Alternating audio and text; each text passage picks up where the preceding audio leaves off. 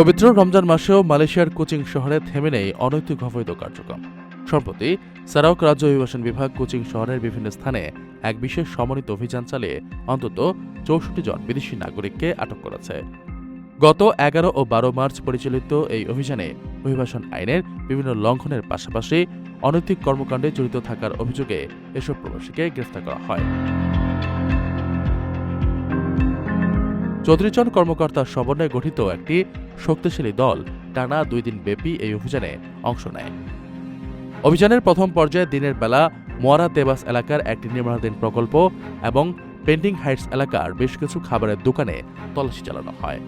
গোয়েন্দা তথ্যের ভিত্তিতে জানা যায়, এসব দোকানে খাবারের আড়ালে অবৈধ অনলাইন জুয়া ও অন্যান্য অসামাজিক কার্যকলাপ চলছিল।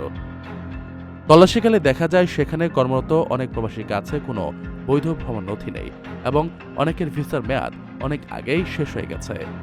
পবিত্র এই মাসেও এমন অনৈতিক কর্মকাণ্ড চলায় স্থানীয়দের মধ্যে ক্ষোভের সৃষ্টি হয়েছে।